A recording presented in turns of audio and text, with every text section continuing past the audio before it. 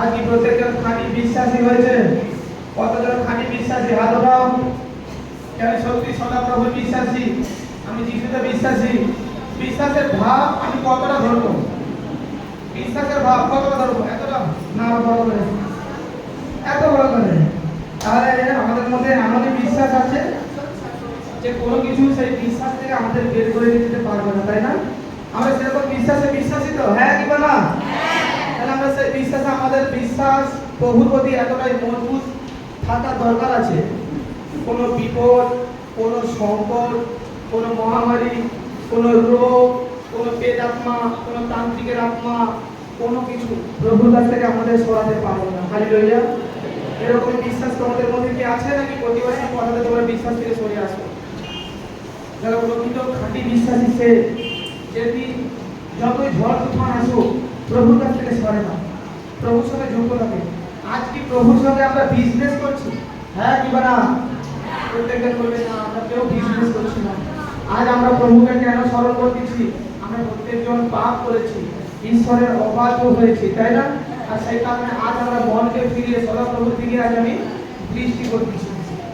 সদাপ্রভু মঙ্গলময়, আমি একমাত্র যদি ঈশ্বরের কাছে যাই তাহলে আমার প্রত্যেকটা প্রবলেম, আমার প্রত্যেকটা সমস্যা আমার পরমেশ্বর সেখান থেকে আমাকে মুক্ত করে দেবেন এবং আমার পরমেশ্বর আমাকে একটা আনন্দময় জীবন দেবেন। এই ধারণা প্রত্যেকটা বিশ্বাসী মনের মধ্যে রাখো। এটা না রাখো আমি যিশুতে এসেছি, বিরাট বাংলো হয়ে যাবে, বিরাট বাড়ি হয়ে যাবে, বিরাট গাড়ি হয়ে যাবে, না। তোমার যা প্রয়োজন আছে তা তোমাকে ঈশ্বর দেবেন। এখানে থাকার জন্য তোমার যা যা প্রয়োজন আছে তোমাকে তিনি নিশ্চয় দেবেন। কিন্তু আমি এই প্রচার কারো কাছে করি না কি তুমি ধনীদার হয়ে যাবে প্রভু যিশুকে টাকা দেবে।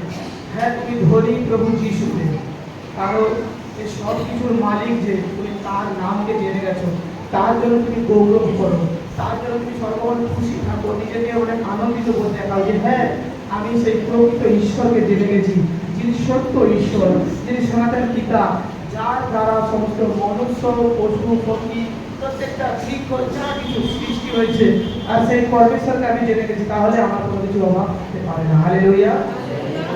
আমি আরেকটা ছোট্ট বিষয়, প্রত্যেকটা বিশ্বাসী আজকের দিনে দাঁড়িয়ে এ কথাটা না বললেও নয়, আজকে বিশ্বাসীরা দলাদলি ভাব না রাখো কেউ কারণ প্রতি। প্রত্যেকজন যা প্রভু শিখিয়েছে তোমার শত্রুকে প্রেম করো, এই বার্তাকে কেন বলেছেন উনি? প্রভু যিশু কেন বলেছেন? প্রভু যিশু কেন এসেছিলেন?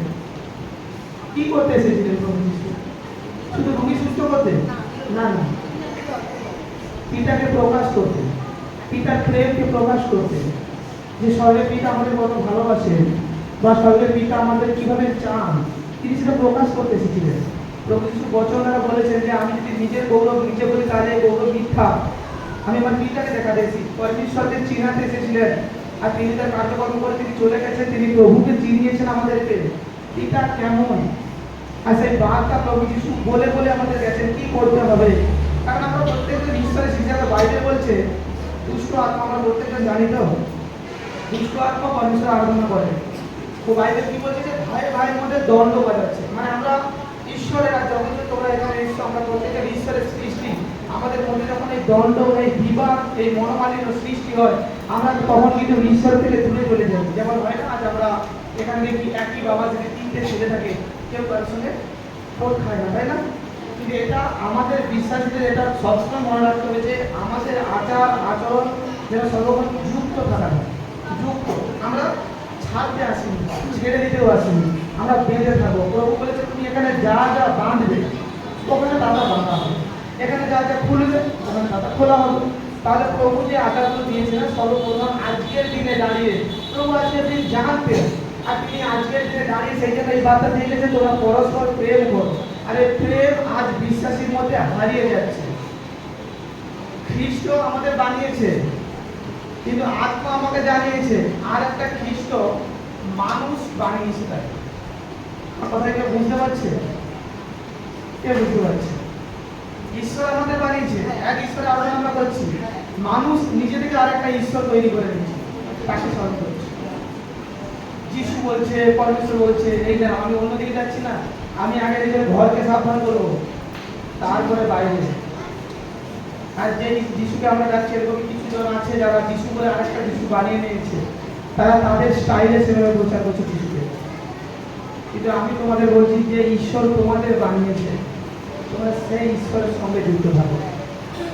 আর সেই ঈশ্বরের সঙ্গে যুক্ত তুমি তখনই থাকবে যখনই তোমার মনের মধ্যে থেকে রাগ, হিংসা, অহংকার দূরে চলে গেছে, জ্বলন ভাব জ্বলছে কাউকে দেখে হিংসা, এগুলো যখন তোমার মধ্যে থেকে দূরে চলে গেছে, তখন যদি শরণার্থ হলে তুমি যে সাতটা ঈশ্বরকে ডাকিছো। কারণ যখন তুমি প্রকৃত যে ঈশ্বর আমাদের বানিয়েছে তাকে যখন আমি স্মরণ করবো, আমার মধ্যে জিনিসগুলো থাকবে না। প্রথম পয়েন্ট আমি জানিয়ে দিলাম। আর যে ঈশ্বরকে আমরা বানিয়েছি তাকে যদি আমরা স্মরণ করি, তাহলে হিংসা হবে, হিংসা হবে মনের মধ্যে, নিন্দা আসবে মনের মধ্যে, তার উন্নতি দেখে তার উপরে আমাদের রাগ হবে। এগুলো মনে রাখবে। এটা এক চাল যেটা সৃষ্টি হয়েছে, কিন্তু যে ঈশ্বর আমাদের মধ্যে স্থাপিত, আমাদের মধ্যে বাস করেন, তিনি যখন সমস্ত কিছু বানালেন, তিনি কেন হিংসা করবেন? যেখানে বাইবেল পরিষ্কারভাবে বলছে যে আমি যাচ্ছি তোমাদের ভালো, কারণ আমি গিয়ে আরেক সহায়ক পাঠিয়ে দেবো, আর সেই সহায়ক এসে আমার বিষয়ে তোমাদেরকে শিক্ষা দেবে। এক আত্মা আসবেন যে তোমাদের শিক্ষা দেবে। সেই আত্মা যখন তোমাদের মধ্যে থাকবে, সেই আত্মা তোমাদের ভালো ভালো শিক্ষাগুলো দেবে। মনে রাখো, আজ বহু মন্ডলী বলে উঠেছে বহুত কিছু। আমি কারো এখানে নিন্দা করার জন্য আসিনি, কোনো চার্জ কোনো মন্ডলীকে নিয়ে আমি নিন্দা করার জন্য উপস্থিত হইনি। কারণ পিতা আমাকে নিন্দা করার জন্য পাঠায়নি, কারণ বিচার করার জন্য পাঠায়নি। পিতা আমাকে যোগ করার জন্য পাঠিয়েছে। আমার কাছে যখন 7 জন ছিল তখন আমি বলেছি যে আমি যোগ করতে এসেছি, আমি বিয়োগ করতে আসিনি, মাইনাস করতে আসিনি, আমি যোগ করতে এসেছি। যারা ভেঙে গেছে, যারা আজ হারিয়ে গেছে, যারা আজ অনেক দিক থেকে প্রবলেম, প্রভু যিশু নামে তাদেরকে আমি ছুটতে এসেছি। আমি নমুনা দিয়েছিলাম, আজ তোমরা দেখো কোনো আসবাবপত্র যখন ভেঙে যায়, দেখো এখন স্ত্রীটাকে রিপেয়ারিং করে সুন্দর করে সাজিয়ে ডেকোরেশন করে দেয়, আর আমরা চমৎকৃত হই। আমার পিতা আমাকে সেই কারণে পাঠিয়েছে তোমাদেরকে ঠিক করার জন্য। হালেলুয়া। আর পিতা তোমাদেরকে ঠিক করার আগে আমাকে ঠিক করে সাইজ করে এখানে পাঠিয়েছে। আমাকে দেখে মনে হবে বয়স আর 27-28 বছরের ছেলে, শিক্ষা দিচ্ছে। আজ বচনে কি লেখা নেই, যুবক যুবতীদের প্রতি আমার আঁখ নাক আমি ফেলে দেবো। সেই দিন আজ উপস্থিত হয়েছে, সেই দিন আজ উপস্থিত হয়েছে। আমি আমার ছোট্ট একটা ঘটনা বলছি, গত কয়েকদিনের জন্য, কয়েকদিন আগের ঘটনা। সম্ভবত বৃহস্পতিবার হবে যে ঘটনা। আসলে আমি তো আমার পিতার কাছ থেকে এসেছি।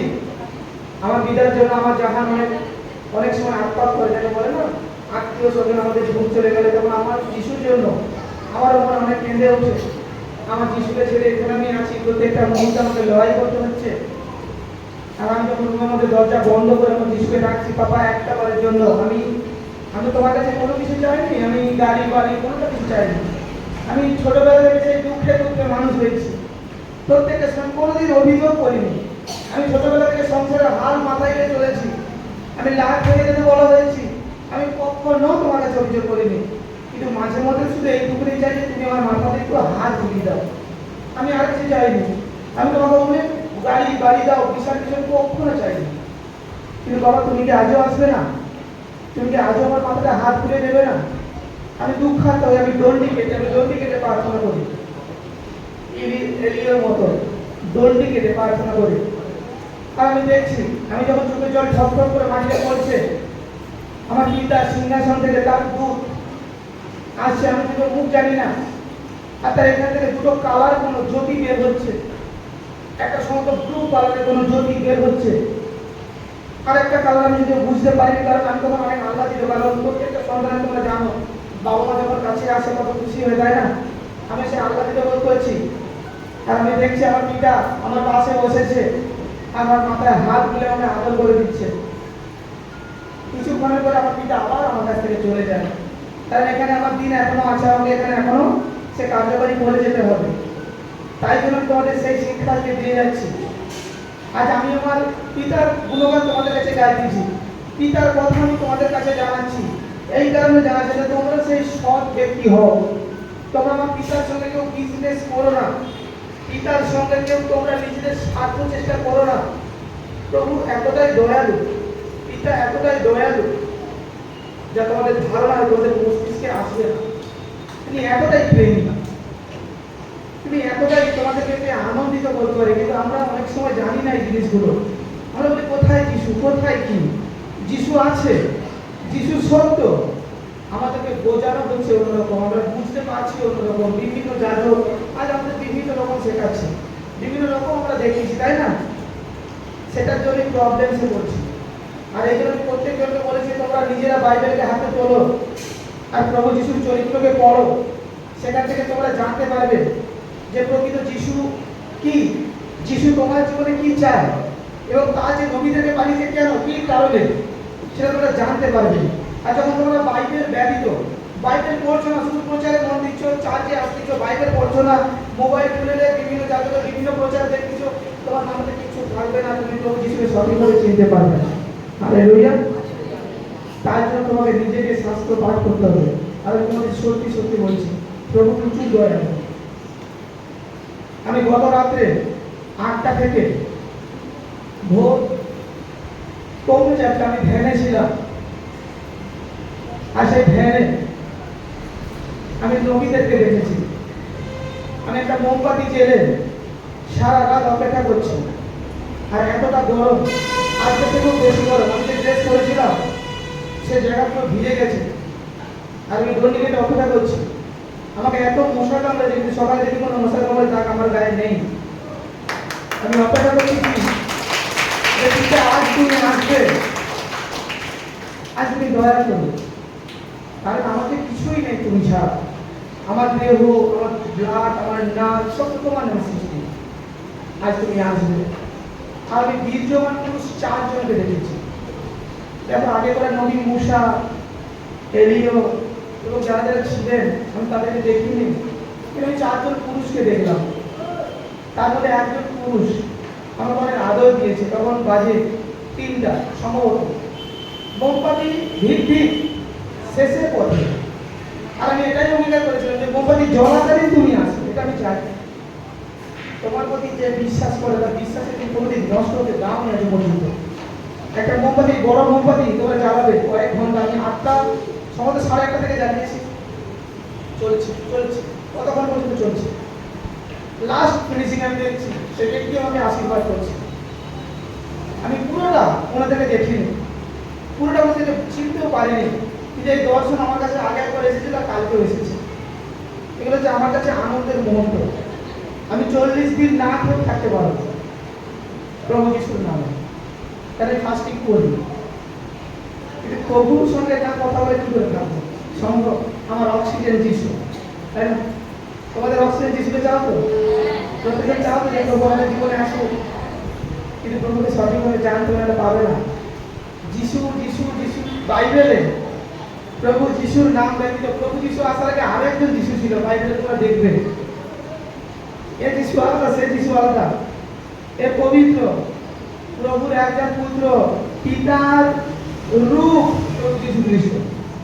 আর একটা যে ছিল তিনি এমনি। তোমরা বাইবেলে দেখবে যে প্রভু যিশুর বংশাবলী আছে, সেই বংশাবলী তোমরা দেখবে, সেখানে নাম লেখা আছে। ওটা সে যিশু না, এই যিশু আলাদা। তাই জন্য তোমরা সত্যি পিতার ভজন করো, পিতার আরাধনা করো, দেখবে তোমরা সেই ঈশ্বরকে লাভ করতে পারবে। আর সত্যি সেই ঈশ্বরের সেই শান্তি, যে শান্তি তুমি কোথাও পাবে না। আমি আজ পরমেশ্বরের যাজক হয়ে এমন এমন কথাগুলো বলি যেগুলো গ্রুপে কোনো যাজক বলে না, বললে আরেকটা সাথে এগুলো শেখালে তো আমার কাছে কম আসবে। কিন্তু আমি তো কোনো মানুষকে খুশি করতে আসিনি বা কারোর সঙ্গে বিজনেস করতে আসিনি। তোমাদের সঙ্গে আমার বিজনেসের সম্পর্ক নয়। তোমাদের জন্য আমি অনেক চোখের জল ফেলি পিতার কাছে, অনেক কাঁদি তোমাদের জন্য। কারণ তোমরা আমার নিজের, তোমরা পর নয়। আর আমি তোমাদের জন্য প্রেরিত হই, যেহেতু আমার কাছে আসছে। এ পাশে যারা আছে, পাশে কেউ বলবে যে এ পাশে ঘরে দিচ্ছিল, এ পাশে বলছি, অনলাইনে যারা আছে, তোমরা আমার নিজে, পর নয়। তোমরা সেরকম পিতার সঙ্গে সত্য আত্মায় পিতার শরণাগত হও, মন প্রাণ দিয়ে পিতার সঙ্গে যোগ হয়ে যাও। সে সত্য পিতা, সে আনন্দ তোমাকে ভরিয়ে তুলবে। যে আনন্দ কেউ দিতে পারবে না, কেউ নয়, কখনো পারবে না। শুধু যদি চিহ্ন চমৎকার তোমাদের মাথায় ঘুরে, তোমরা প্রভু সে শান্তিকে দেখবে কিভাবে? এটা কি কারোর মাথায় এসছে যে শুধু চিহ্ন চমৎকারের চিন্তা মাথায় ঘুরতেছে? তাহলে পরমেশ্বরের শান্তি আমার মধ্যে থাকবে কি করে? বাইবেল বলছে যার মধ্যে যিশু আছে তার প্রত্যেকটা পরিস্থিতি চেঞ্জ হয়ে যাবে। কিন্তু আমরা তো চিহ্ন চমৎকারে হারিয়ে গেছি।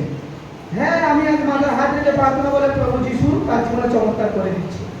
আজ আমার মুখ থেকে প্রভু বার্তা দিচ্ছে, কিন্তু তোমরা যে বার্তা এখানে শুনছ, সেই বার্তা শুনে তোমাদের কিছু লাভ হচ্ছে না ক্ষতি হচ্ছে? সেটাকে লাভের দিকে তোমরা নিয়ে যাও। যাকবের পত্রে লেখা আছে, শ্রোতা হয়েও না, কার্যকারী হও। এবং আমি একাধিকবার প্রচার নিয়েছি, 3-4টা টপিক দেওয়া থেকে একটা টপিকে তোমাদের বিশ্বাসী করাটা কার্যকারী।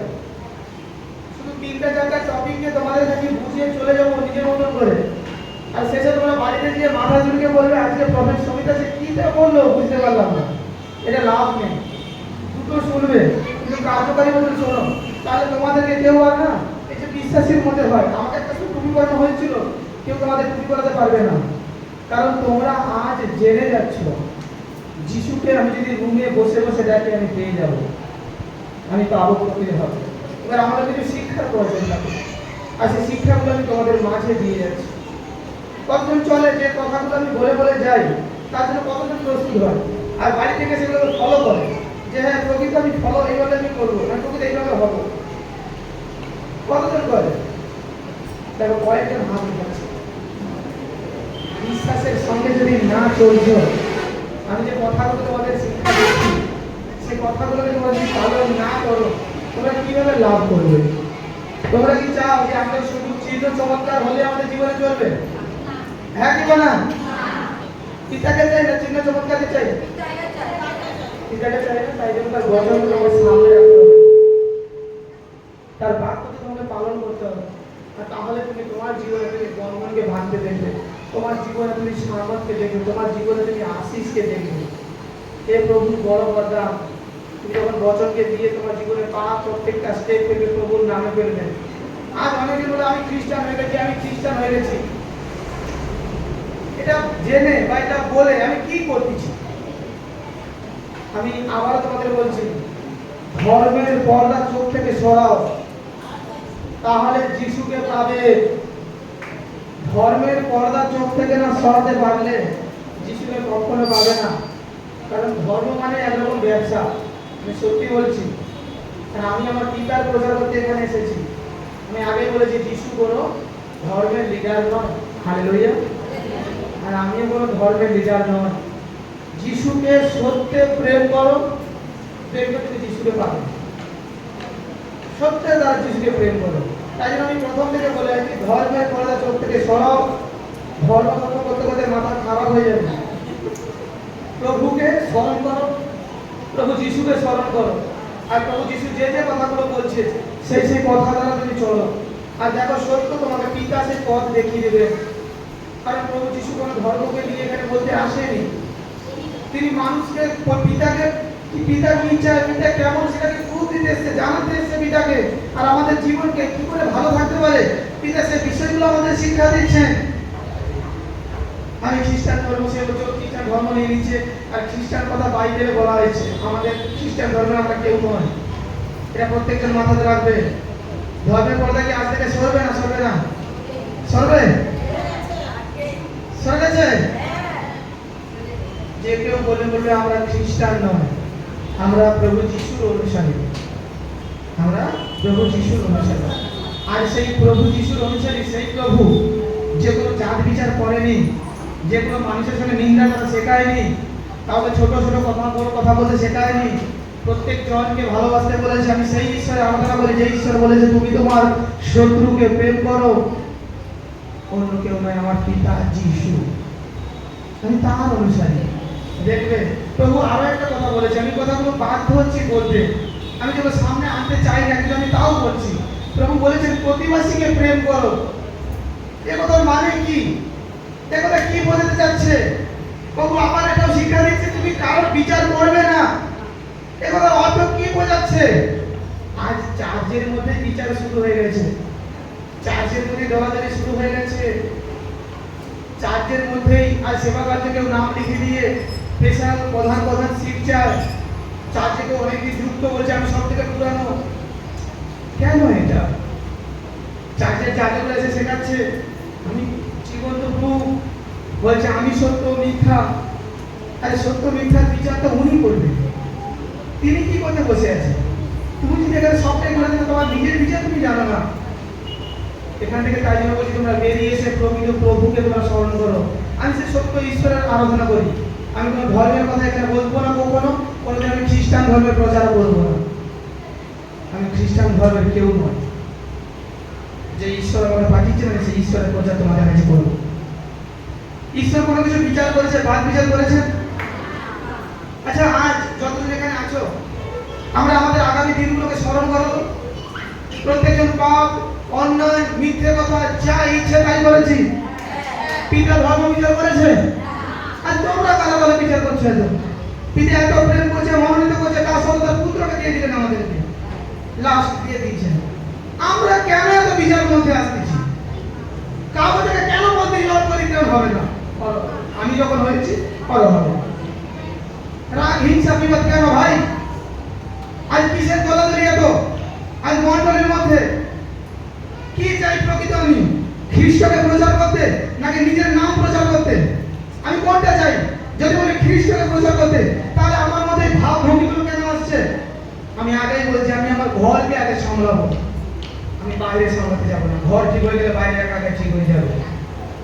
হালেলুয়া। বিচার তো আমরা নিজেরাই উৎপত্তি করছি।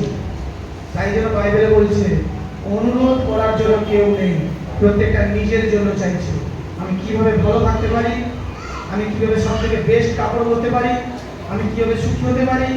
আমার জীবনে পিতা এমন সাক্ষী বললো যে আমি পাশের ঘরের ব্যক্তিটা ও দেখেছিল চমকে যায়।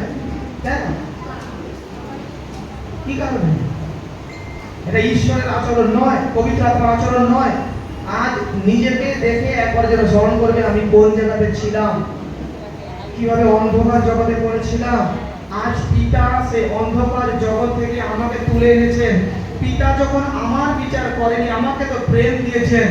আজ সেই সত্য ঈশ্বরকে যখন আমি জেনেছি, আমি কেন ওই ব্যক্তির প্রেম করবো? বচন বলছে প্রতিবাসীকে প্রেম করো। পিতা কি কথা মিথ্যা বলেছে? মিথ্যা বলেন। পিতার কথা কেন বলেছে তোমার শত্রুকে প্রেম করো?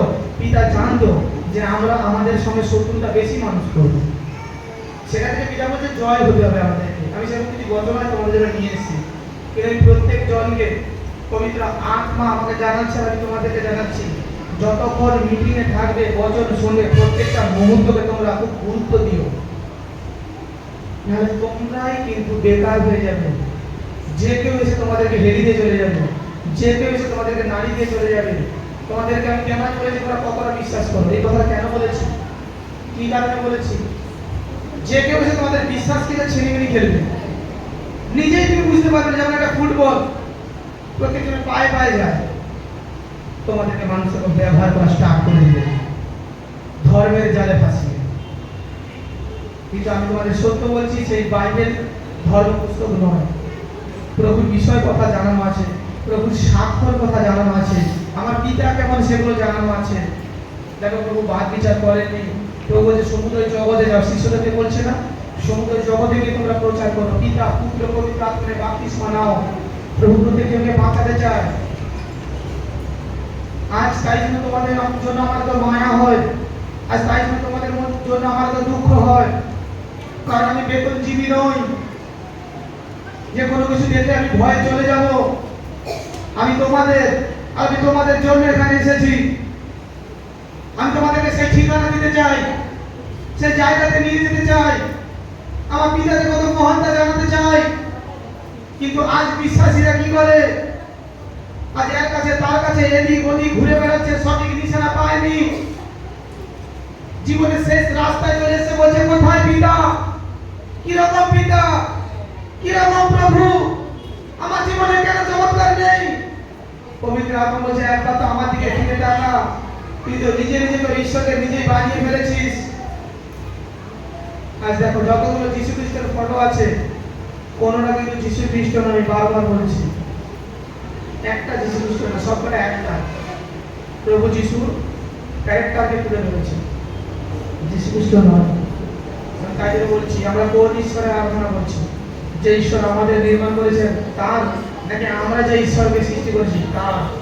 কোন ঈশ্বর? এটা ভাববে, এটা আমাকেও ভাবিয়েছিল।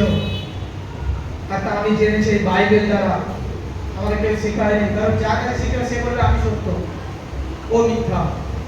সে বলবে আমি সত্য, ও মিথ্যা। কেউ একবার যেন বলবে না এসো আমরা এক হয়ে পিতার রাজ্যের ঘোষণা করি। সবাই তোমাকে বলবে ওকে ছেড়ে দাও, আমার কাছে এসো, তাহলে আমি তোমাকে শিক্ষা দেবো। ওর শিক্ষাটা পুরো মিথ্যা হবে, বাদ দাও, কিছু বোঝে না, আমি সব জানি। কিন্তু আমি অনলাইনেও বলেছি, আমি এখানেও বলেছি, তোমার যাজক যে কেউ হতে পারে, এসো আমরা এক হয়ে প্রভুর প্রচার করি। প্রভু যাকে যেভাবে তুলেছেন সে সেভাবে প্রচার করবে, যে যেভাবে জানে সে সেভাবে করবে। কারণ দেখো আজ এই আমার দেহতে আমার একটা অঙ্গ প্রত্যঙ্গ, পা একটা অঙ্গ প্রত্যঙ্গ, হাতের কাছে আমাদের খাই দেয়, তাই না?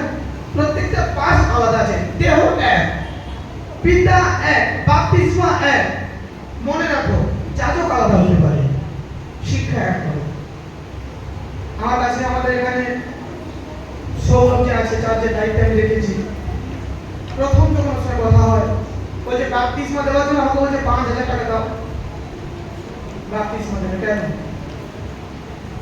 বাপ্তিস্মা বিক্রি করা হচ্ছে নাকি? বিক্রি করা হচ্ছে।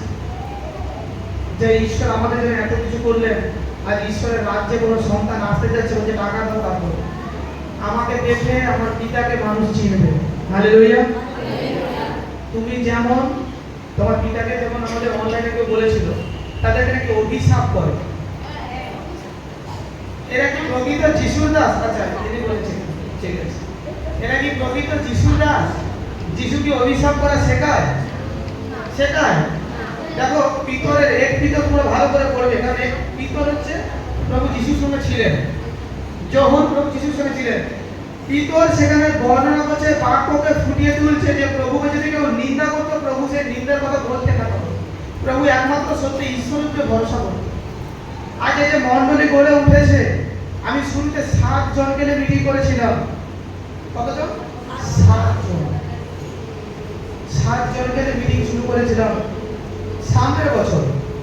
আজ বিদে এই জায়গায় এসেছে, 2025 তোমরা আরো অন্য জায়গায় দেখবে। আর যে কজন আসবে প্রত্যেকটা জন তোমরা দেখবে একটা একটা যেন মনে হবে ঈশ্বরের দূত দাঁড়িয়ে আছে, কারণ তারা বাক্যকে জানতে পারছে, তারা প্রকৃত প্রভুকে জেনে যাচ্ছে। একটা সময় এরকম হয়েছিল, বাধ্য হয়ে প্রভু তার পুত্রকে পাঠিয়েছিলেন, যখন তারা ঈশ্বরকে অন্যরকম ভাবে ব্যাখ্যা করতো, বিজনেস করতো। আর যখন ঈশ্বরের এত ভাগ কেন? কে করলো এই ভাগটা? বাইবেল এরকম কিছু বলছে না। আর চার্চের মধ্যে দেখো ব্যভিচার, চার্চের মধ্যে প্রেম, চার্চের মধ্যে ঠাট্টা বাজে ইয়ার্কি, কারোর প্রতি কারো সমাদর নেই, কারোর প্রতি কারো সম্মান নেই, এরকম চলছে। ব্লেসিং নেই, ব্লেসিং নেই। বাইরে প্রতি তোমার নেতাদিকে তোমরা সম্মান করো, আর চার্চে চলে যাও, যাজকের পা ধরে প্রণাম করছে। বলে তো প্রভুর পা ধরার কথা, যাজকের কেন পা ধরবে? কেন ভাই যাজকের পা ধরবে কেন? যাজক অভিষেক পিতা করেছেন, আমি একজন যাজক, আমাকে পিতা অভিষেক করেছেন প্রচার শোনানোর জন্য, তাই না?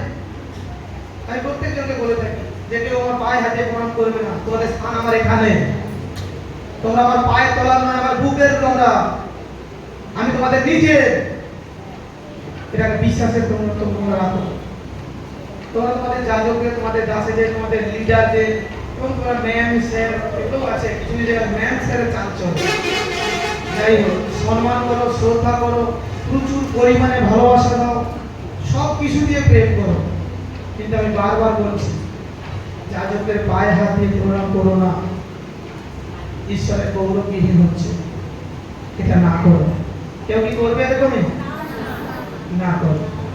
আজ তোমরা সত্যটা শিখতেছ, আজ তোমরা সত্যটা জানতেছ, সে সত্য আত্মার দ্বারা চলবে, যে সত্য তোমাদের নিয়ে যাবে পিতার কাছে।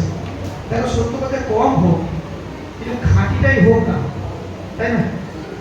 খাঁটিটাই হোক, অল্প হোক কিন্তু ভালো হোক, সেটাই তো দেখার বিষয় আছে, তাই না? তাহলে প্রত্যেকটা ব্যক্তি সর্বসময় মনে রাখবে যে আমি সত্য আত্মা দ্বারা পিতার ভজনা করব। আজকে অনেক ব্যক্তি চার্চে দান দিতে ভয় পায়। আমি এটাও পবিত্র আত্মাকে জিজ্ঞেস করি, কেন দান দিতে এই কারণে ভয় পায়? দান দেওয়ার পরে কোনো বেনিফিট আসে না তাদের জীবনে। কারণ যা আমরা শিখছি, এটা দাও ওটা দাও, তাহলে হবে না, হবে। তাই তাদের আত্মা থেকে, এখান থেকে তারা যে দানি, তারা যে প্রভুর সন্তান, তারা সর্বক্ষণ তাদের হাত দান করার জন্য আছে। এটা তাদের মধ্যে থেকে উড়ে গেছে, কারণ বিজনেস হয়েছে। তুমি এটা দিলে ওটা পেয়ে যাবে, সেটা দিয়ে দিল, ওটা পায়নি, বন্ধ বন্ধ। কারণ আমরা দিয়েছি, কিছু পাইনি। হ্যাঁ, দেখেছো? যখনই তারা সত্যটাকে শিখবে, সত্যটা জানবে যে আমার এই হাত দান দেওয়ার জন্য, প্রভুর রাজ্যে দেওয়ার জন্য, প্রকৃতভাবে ঈশ্বরের কাছে রাখার জন্য, আর আমার এই হাত প্রভু সর্বপ্রথম অভিষেক আর আশীর্বাদ করেছে, করেছেন। আমার হাতের দিকে হাতকে মিলাম, হাত মিলাম প্রত্যেকজন, হাত মিলে নিজেরা ভবিষ্যৎবাণী করে, তার হাতের জন্য ভবিষ্যৎবাণী করে মন খুলে। কতজনকে দেখতে পাচ্ছ আমার হাতকে? আচ্ছা, আমি একটু আগে আছি, দেখো প্রত্যেকজন দেখো। আজ নিজে নিজে ভবিষ্যৎবাণী করতে হবে। সর্বদূত এখানে আছে, পুরুষ হয়ে যায়, নিজে নিজে আমার হাতের দিকে তাকাচ্ছে, বিশ্বাস করো তোদের হাতে আমার হাত লাগছে, আর প্রফেসি করো তোদের হাতের জন্য। দেখ চমৎকার তারা দেখবি যীশু খ্রিস্টের নামে, কারণ আমার অঙ্গভদ্র পিতা নিজের হাতে গড়েছেন। হালেলুয়া। আচ্ছা, এই কারণে তোদের হাতে সেই ক্ষমতা পাওয়ার ট্রান্সফার হচ্ছে প্রভু যিশুর নামে। কিন্তু এই ক্ষমতা 24 ঘন্টার জন্য, তারপরে আর থাকবে না। হালেলুয়া।